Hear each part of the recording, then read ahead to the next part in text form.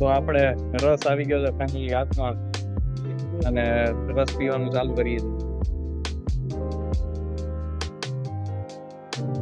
ગોંડલ પહોંચી ગયા છે. ગોંડલ થી હજી લગભગ 70-80 કિલોમીટર જેટલું છે હજી રન કાપવાનું. પણ થોડીક તરસ લાગી હતી એટલે શેરડીનો રસ પીવા માટે ગોંડલ ની અંદર ઉભા રહી ગયા.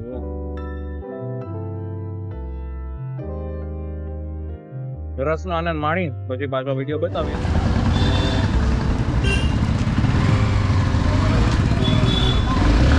बवाल चीज है बे, सारा सिस्टम मिल जाता है. अपनी पकड़ो.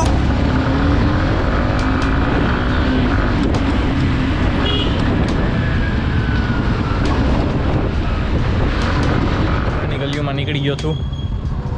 તમે જો આપણે શિવ બાબાને ત્યાં પંજાબી શાક લેવા માટે જવાનું છે.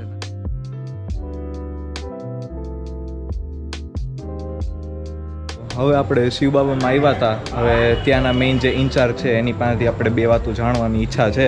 તો ભાઈને રિક્વેસ્ટ કરી કે એક નાના નાના સવાલ છે બેને જવાબ આપો તો મારે યુટ્યુબર્સ બધા જોઈ શકે કે એવી રીતના ચાલે છે બગસરાની અંદર શિવ બાબા નામનું રેસ્ટોરન્ટ. તો ભાઈ આપણા તમે કેટલા વર્ષથી આ રેસ્ટોરન્ટ ચલાવો છો? અમારે અંદાજે લગભગ 20 વર્ષની આસપાસ થઈ ગયું અત્યારે. 20 વર્ષની આસપાસ થયું ને? હા. અને કેવી રીતના માણસોના રિવ્યુ અને દરરોજ કેટલા માણસો આવીને જમે? બગસરાની પબ્લિકનો બહુ સહકાર છે વર્ષોથી. બધા રેગ્યુલર અમારા કસ્ટમરો બધા રેગ્યુલર જ આવે છે અને વર્ષોથી બધાને બહુ અમને પૂરેપૂરો સપોર્ટ કરે છે.